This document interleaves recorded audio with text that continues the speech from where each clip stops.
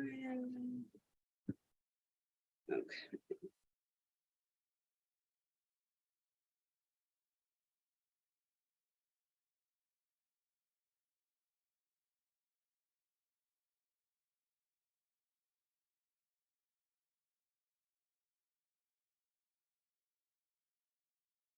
And sidebar.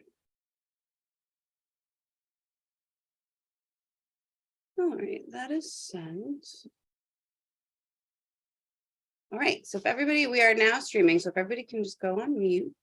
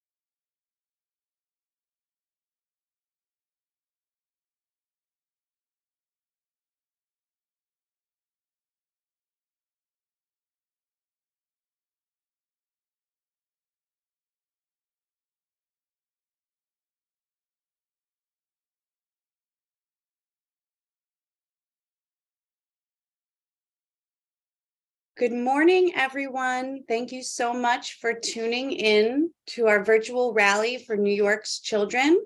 We will begin shortly. Feel free to put your name and where you're from in the chat, and also show support in the chat for our speakers and our budget priorities today.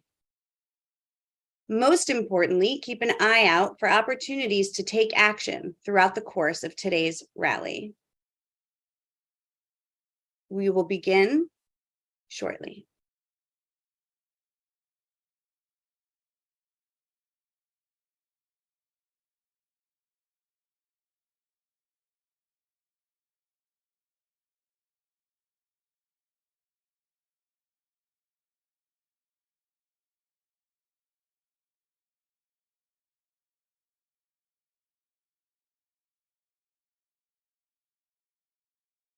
Once again, thank you for tuning in to our virtual rally for children.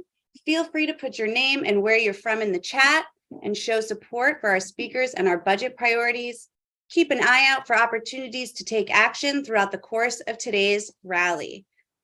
And now, to kick off CCC's virtual rally for New York's children is our Executive Director and tireless advocate for children and families, Jennifer March.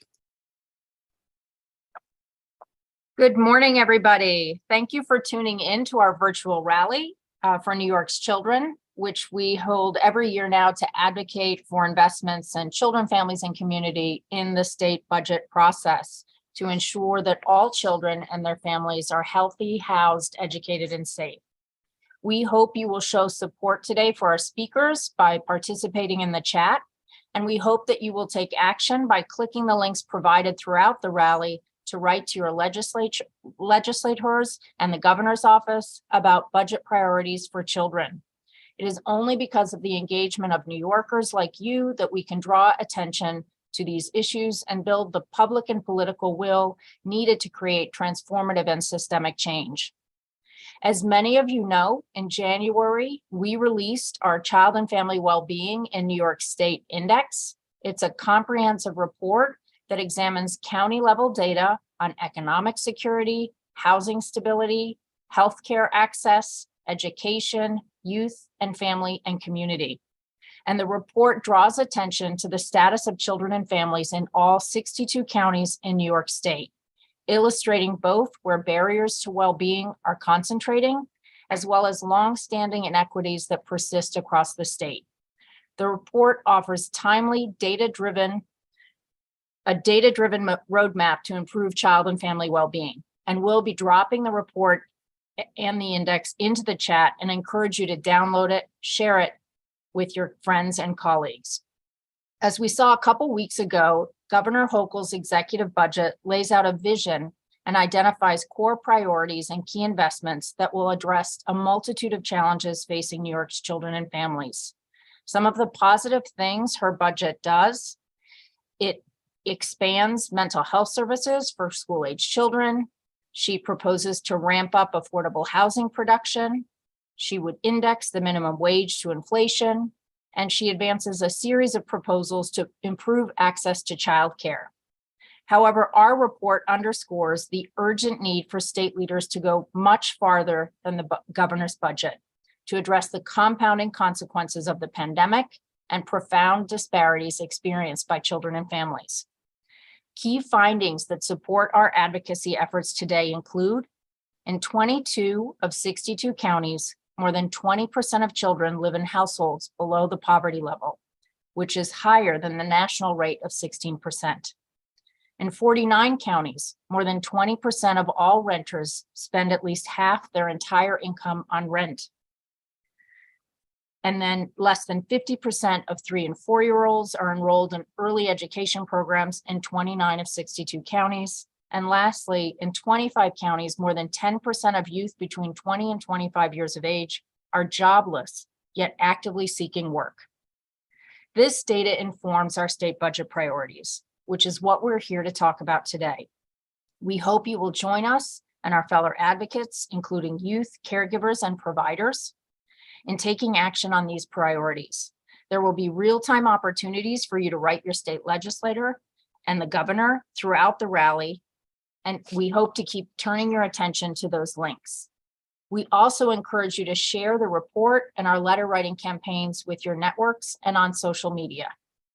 A preview of actions you can take with us today include urging the state legislature and governor to invest in essential economic and food security initiatives to help combat child poverty, reduce hunger, and put children and families on a path to greater economic mobility.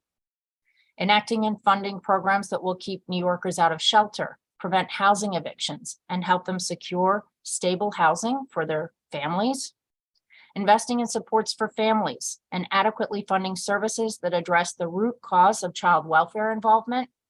And last but not least, supporting young people by investing in youth and communities, recognizing that safety comes from resources and opportunities, not further criminalization. And we know too that next week, there'll be greater opportunities for you to participate in our behavioral health and EI advocacy. So to kick us off today, while we anticipate being joined by a couple elected leaders during the rally, I'm going to start by turning your attention to Juan Diaz, who's our policy associate for housing and economic security, to kick the rally off. Thank you so much for joining us. Juan? Thank you, Jennifer. Good morning, everyone. Stable housing is the foundation of a child's social economic development. It has an impact on their education performance, physical and emotional well-being, and can permanently affect their path to socioeconomic mobility. The New York State housing crisis, it needs immediate assistance. Over 100,000 rental assistance applications are still pending statewide. In New York City is experiencing an all-time high shelter capacity, and over 100,000 public school students reside in temporary housing, including 69,000 who are doubled up and live in overcrowded housing. The governor's housing plan of 800,000 units is a step in the right direction. However, this plan does not address the immediate needs of families on the verge of homelessness. Therefore, CCC has key priorities that we urge state leaders to support. First, the enactment and funding of the Housing Access Voucher Program, which will be the first New York State rental subsidy program that will provide housing assistance to vulnerable families and individuals, regardless of their immigration status. Thousands of hardworking families will have access to these housing programs, providing them with the economic flexibility in times of economic downturn. The Emergency Rental Assistance Program, ERAP, was a hugely important source of rental assistance for thousands of families during the pandemic, but there are still over 100,000 applications still in need of approval. We urge the state government to increase funding, right, and to advocate at the federal level to approve the pending ERAP applications. CCC also supports the enhancement of the shelter allowance to match 100% of the fair market rent standard and to raise the allowance every time the market rent increases. Thousands of immigrant families are disproportionately impacted by rent burden, overcrowded housing, and by not having access to state and city housing subsidies. Therefore, we urge the state government to authorize cities with over 5 million population to make housing programs like City FEPs available to individuals and families regardless of immigration status. And now I would like to introduce my Family Homeless Coalition colleague and housing advocate, Lourdes Corona, to speak on the struggles of vulnerable families in need of stable housing. Lourdes. Hi, my name is Lourdes Corona. I am a housing specialist, housing policy fellow with the Family Homeless Coalition. I was in a shelter system about 3 years, from September 2015 to May 2018, I had a hard time being there, especially with the son, with my child, with something that nobody wants to go through. In the transition, being in there, my now 10-year-old child started showing symptoms of difficulties in school. I had a lot of issues with him, and still struggle to get all of his needs met. And transitioning him from one place to another made an impact on him and He developed behavioral issues with ADHD. Over the course of the 3 years we spent in the shelter, things got worse. I wasn't able to get a job because I was always in school advocating for my son. Being a single mother was very frustrating. I could not provide for my child the way I wanted to because nobody wanted to hire someone like me, someone who would constantly be out of work to deal with a mother's problem. In addition to all this, prior going into the shelter system, I had to go to welfare through the HRA. None of this was easy. It hurt my pride, and I dealt with this for a long time, still dealing with it.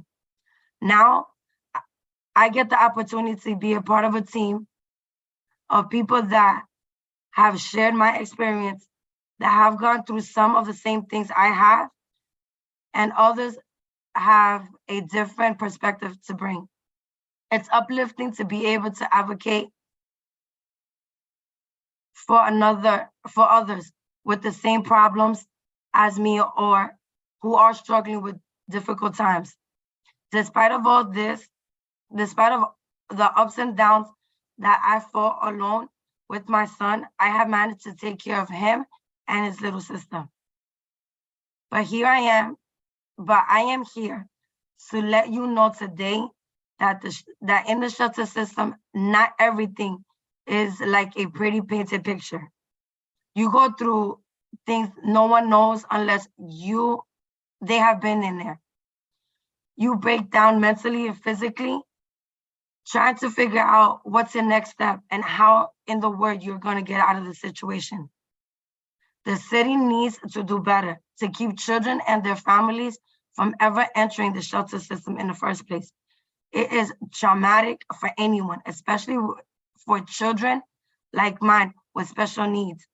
Family need stable housing to access vouchers to help them obtain and keep their housing.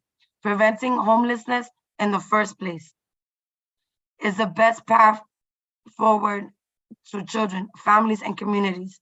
Preparing the speech and reading it out loud, my son started to cry. If you can't keep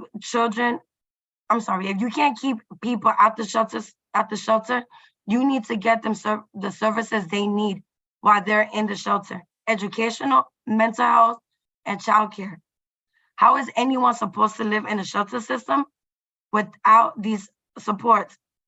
Also, I wanted to let you know that besides all the mentioned above, there has to be more bilingual people to help. Not everyone knows the English language, and they will be stuck if this is not addressed. How are you supposed to help the Spanish-speaking people if you don't have the right personnel to help them? So thank you for letting me speak out my experiences today. I hope that it convinces the people negotiating this budget to invest in the children and family experience housing and securities, because we are trying and we need your help. Thank you. Thank you so much, Lourdes, for sharing your story. Now, if you would like to join advocates like Lourdes urging state leaders to invest in stable housing for families, click the link in the chat or use the button appearing at the top of your screen. This will take you to a pre-filled letter to your state legislators. Take 2 minutes to fill your contact information, and it will automatically send the letter to elected officials showing your support for our housing priorities included in the letter. We're asking the state to fund the Housing Access Voucher Program, to create the New York's first statewide rental subsidy program, pass legislation to help vulnerable families remain in their apartments and that are now facing housing eviction, and permit housing programs like City FEPs to be made available to individuals and families regardless of their immigration status, and much more. While we are taking action on housing, I am going to transition talking about policy priorities related to economic security, which is connected to housing stability and overall children's well-being. Economic insecurity can have a severe impact on a child's emotional, physical, and educational well-being. Families across the state have continued to struggle with the compounding effects of COVID-19 income reduction, housing and food insecurity, and a 40-year high inflation rate that has dramatically increased the cost of basic needs. As Jennifer mentioned, CCC Child and Family Wellbeing Index revealed that 746,000 children live below the poverty level. And in 22 counties in New York State, more than 20% of the children struggle with the negative effects of poverty. Children of color in New York State face the greatest effects of poverty, with 28% of Black and 25% of Latino families struggling with poverty compared to the overall state total of 18%. The cost of living in New York State is much higher than the national average, which creates a huge barrier for low-income communities to thrive. We urge state leaders to enact a comprehensive set of investments that address the challenges of child poverty in the state budget. CCC and advocate organizations statewide welcome the governor's proposal to index the minimum wage to reflect inflation, but we have serious concerns regarding the limitations of the proposal. We believe the minimum wage can best be enhanced through the following proposals.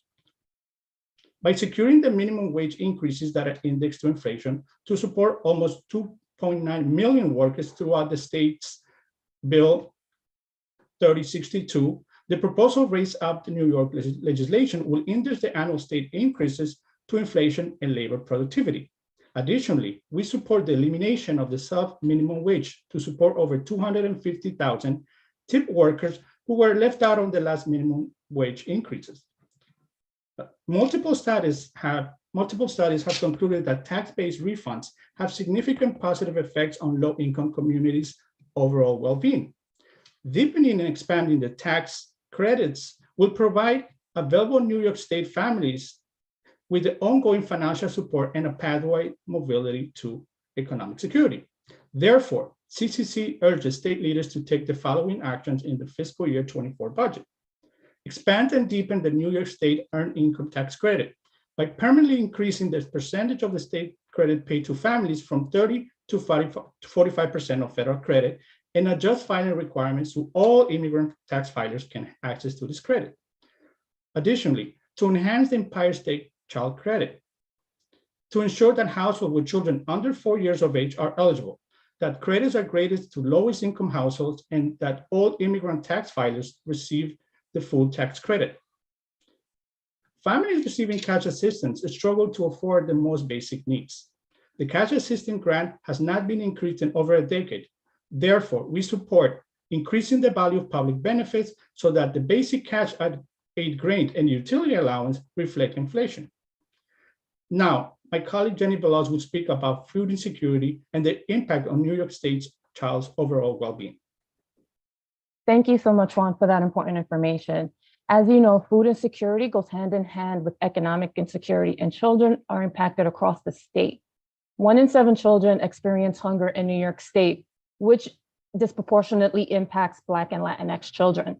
When the federal funding for free school meals expired this past summer, it hurt students and families across New York State. 726,000 students lost access to meals they depend on to thrive in the classroom. Universal school meals addresses hunger, improves student outcomes, and is good for the economy as a whole, which is why we're calling on New York State to establish and fund a universal school meals for all New York State children, which is supported by Assemblymember Gonzalez Rojas and Senator Hinchey. Now, I would like to welcome a special guest to talk to you more about the universal school meals. Abby Watts is the Director of Research and School Partnerships at Community Food Advocates in New York City. Abby is an amazing partner and a staunch advocate for food justice, particularly for children and families. Welcome, Abby.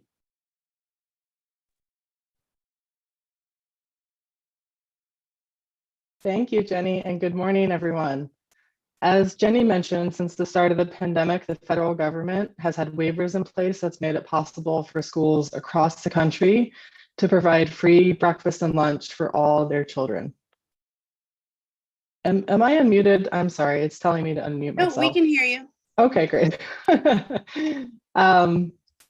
So these federal waivers, unfortunately, they expired this past June. And the loss of free school meals is hitting families hard. Many New Yorkers are facing food insecurity and inflation as we know, is driving grocery prices to historic highs. And we know that Healthy School Meals for All works. We know because it's been working across the country for the past couple of years. And we know it works because even before the pandemic, New York City and other big cities in New York have been able to provide free school meals for all through a federal option. In fact, immediately after New York City's universal free school meals policy went into effect, we saw more than 26,000 additional kids participating every day. For anyone who has children or is part of a school community, it is clear how and why this works. And the research is also there. Children who eat school meals, regardless of income, have healthier meals than those who bring food from home or purchase it elsewhere. Feeding kids is one of the most effective ways to boost achievement in schools, and providing school meals for all children is a concrete way to support families, saving families an estimated $140 a month per child in groceries. So this is directly connected to the economic security that Juan talked about. And providing free school meals to all students is especially important because it eliminates the administrative burdens and the social stigmas that hold so many students back from participating in existing programs. The federal government hasn't stepped up to make this possible, so New York State needs to. States across the country have already implemented free school meals for all, and it's time for New York to step up and take the lead on ending childhood hunger in our state. Thank you for having me today. Thank you so much, Abby, and to everybody tuning in. Okay, so now we would like to invite you to take action to urge the state to fund universal school meals. And as a bonus, this take action includes many of the economic security proposals Juan was talking about earlier. So to join us and take action on this issue, just click the link in the chat. This will take you to a pre-filled letter to your state legislators. Take 2 minutes to fill out the information, and it will automatically send a letter to your elected leaders showing your support for food and income security priorities. That includes securing minimum wage increases that are indexed to the inflation, eliminating the sub-minimum wage to support over 250,000 tip wage workers who were left out of minimum wage increases, expanding and deepening the New York State Earned Income Tax Credit and enhancing the Empire State Tax Credit. And of course, obviously, establishing funding for universal school meals statewide. So thank you so much for your support. And now I am going to turn it over to Caitlin Passaretti to talk about family and community well-being, starting with our child welfare priorities. Take it away, Caitlin. Thank you so much, Jenny. Hello, everyone. My name is Caitlin Passaretti. I use she, her pronouns, and I'm the Policy and Advocacy Associate holding youth justice and the child welfare portfolios. We are here today because New York families deserve more. We know the last few years has created lasting trauma and hardship for families, and we must demand that our government support our recovery. Investing in prevention is key to supporting our communities that are hurting from the continued impact of the pandemic. But for far too long, New York has underfunded its child welfare system and failed to invest in the preventive supports that are so essential to keeping families and children out of the child welfare system and receiving support for when they are involved. This year, we are calling on state leaders to invest in services to help families meet their basic needs and ultimately thrive. Senator Brisport and Assemblymember Hevesi are key allies in this fight, and they have created a Child and Family Reinvestment Act, and this act can truly change lives.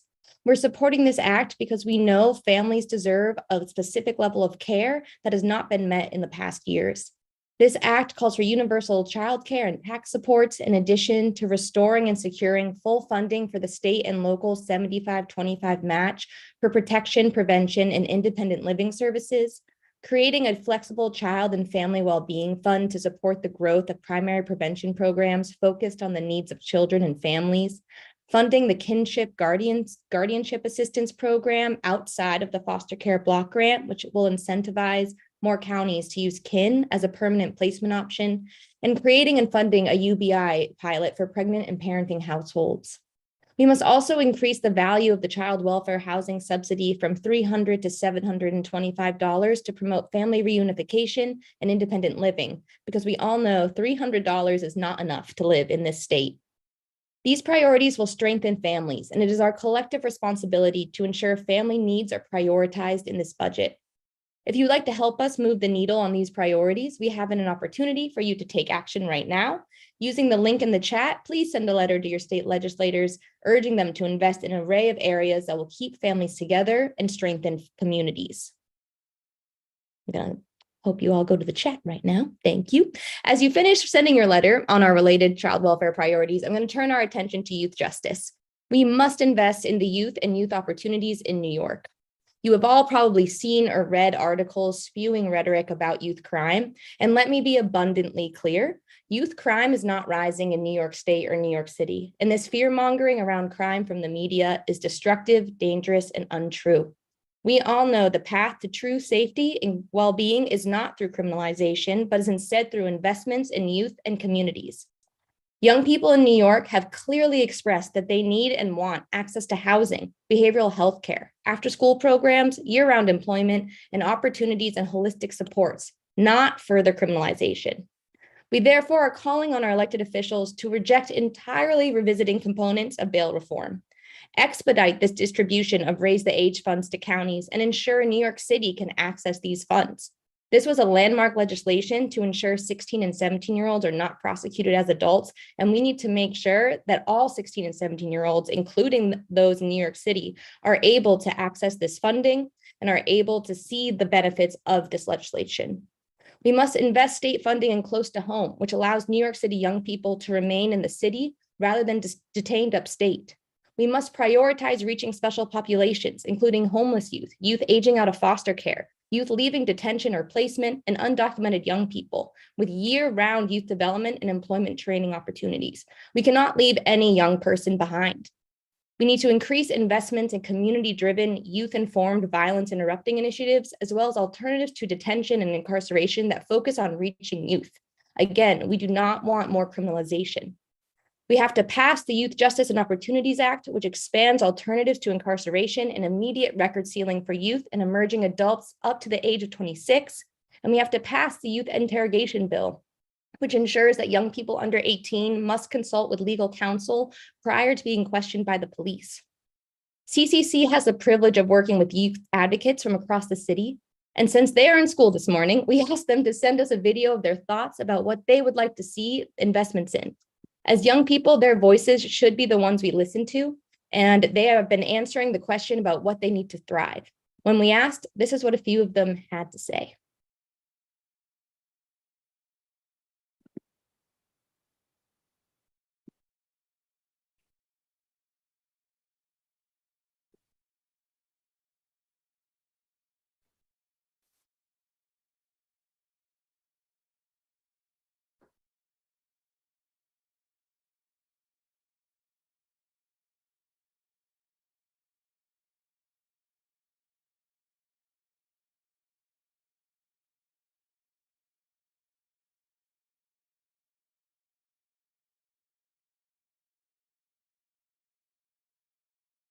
Sorry, can you guys not hear that?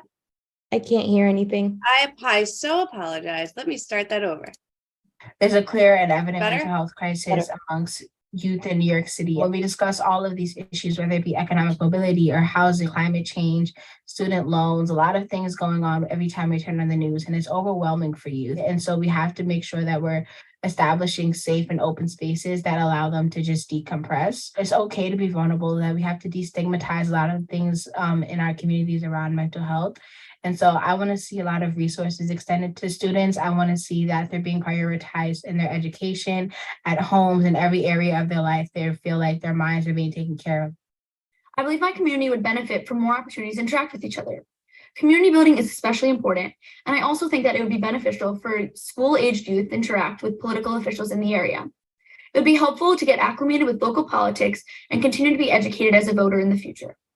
In my community, I would love to see more affordable housing that is clean and safe.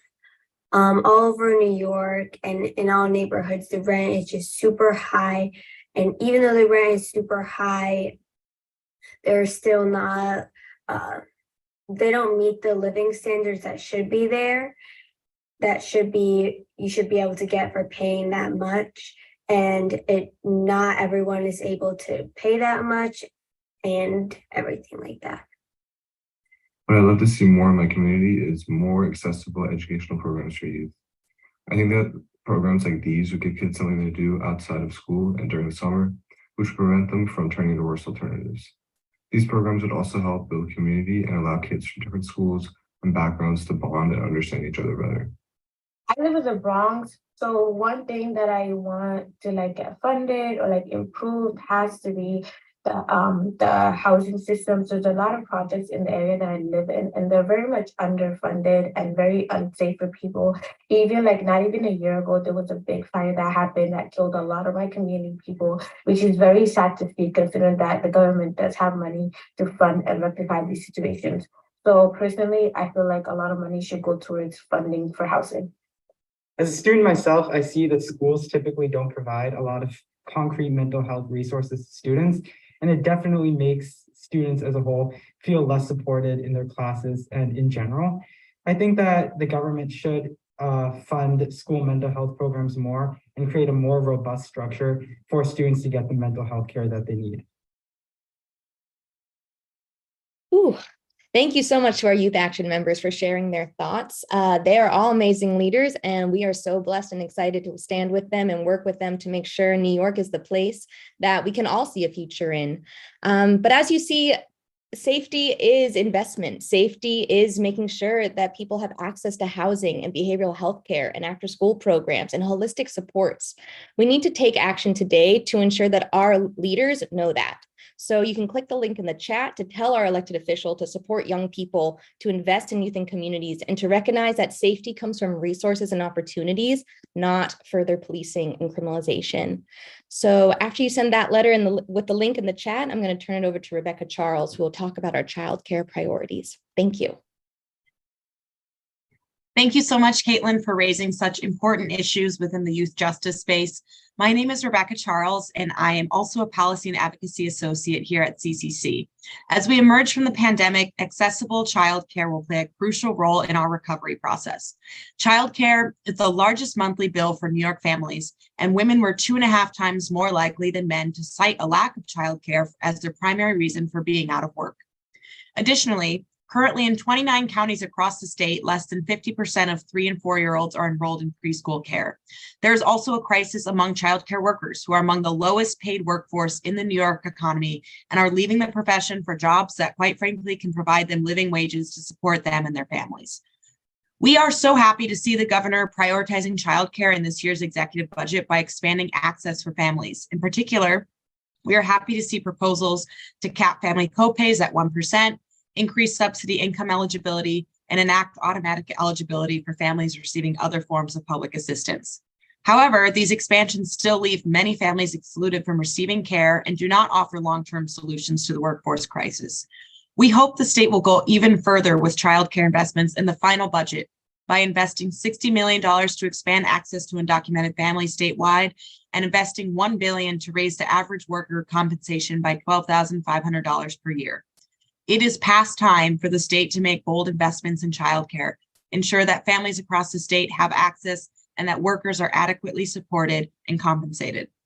Now I'm going to turn it over to Elizabeth Restitulo, a member of our Healthy Minds, Healthy Kids Community Council, who would like to share her story in order to illustrate that it is often the families with the most need and the children who are most vulnerable that are unable to get the care and other services they need to thrive. Elizabeth, thank you so much for joining us today. Thank you, Rebecca, for having me. Thank you for allowing me to have this chance to share my story. My name is Elizabeth Restitulo. I live in Brooklyn, New York. Childcare is important to me because it will enable me to be a better mom for my disabled children. If my children are in appropriate childcare, I will be a better mom and healthier for them while they are by going to doctor's appointments, by working and taking a much needed break. It is important for parents to have childcare options that meet their needs because every child is different and every family is different with very different needs. For example, in my family's case, right after my twins were born, Annabella and Enrique, They were diagnosed with stomach and feeding problems at a month and a half. So my children had medical problems and were diagnosed with autism early on. Shortly after, I was let go of my job because I was taking too much time off to care for my children. In addition, my children's care worker at the time had no experience dealing with children with so many medical problems. She was not equipped to deal with children like my kids. While I was working, I could not afford the cost of a care center for both of them. Once I was unemployed, I was not able to get another job because Enrique was diagnosed with a terminal illness.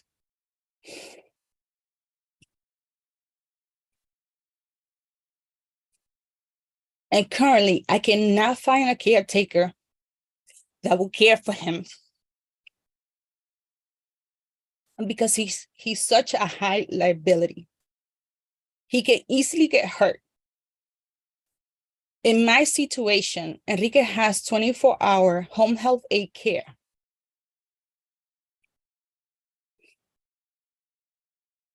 But the home health aide cannot stay by herself. I have to be around at all times to make matters worse. I cannot get respite because home health aid and respite cannot be billed at the same time according to Medicaid regulations. While my situation may seem extreme, there are so many families struggling to find the childcare they need. Many parents work non-traditional hours, and many have language and cultural needs that most centers cannot meet. Parents either do not know what is available to them or what is available does not work for the family. Quite frankly, a half-day program in a school with no summer options does not work for many families. We need full-day, year-round, culturally competent childcare with enough options for children with special needs of all kinds. I would tell the legislature that they should make sure that every New Yorker has access to appropriate childcare because I want to be a better mom for Enrique and Annabella. I need to take care of myself while Enrique is being cared for with an appropriate care. By passing a law that will provide access to appropriate childcare, we will be building a better future for tomorrow's generation because the next generation will be cared for by better parents and healthier parents. Thank you. Elizabeth, thank you so much for sharing such a personal story. Your story and Enrique's story were very moving to hear, and we're so grateful to have you with us today. Thank you so much for sharing that. And thank you so much to everyone again for being here. In case you missed any of the take actions, you'll be receiving a link in the chat and via the button at the top of your screen that will take you to all of our take action campaigns. Please, if you haven't already, take a few minutes to send those letters out today and feel free to share widely via email and on social media. I also want to let you know that while we talked about a lot today, we did not touch on the work that we've been doing around behavioral health. That's because next week we have a whole week dedicated to advocacy around mental health supports for children and youth. And Elizabeth touched a little bit on that just now in her testimony. We hope you can join us for our rally for Healthy Minds, Healthy Kids on February 23rd, and we're providing a link to register right now. And now I will turn it back to Jennifer March to close us out.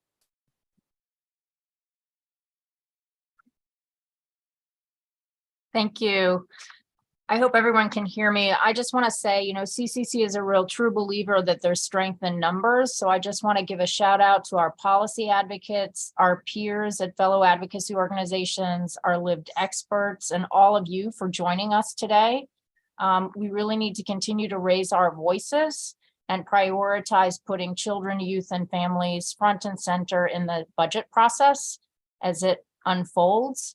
The state budget is typically adopted around April 1st each year, so we have several weeks to really influence what the state Senate, Assembly, and the governor do. to enact a adopted budget for fiscal year 2024. So thank you for joining us today, and a shout out to everyone that has joined us and all of our speakers. We are incredibly happy to be doing this work alongside each and every one of you. Thank you.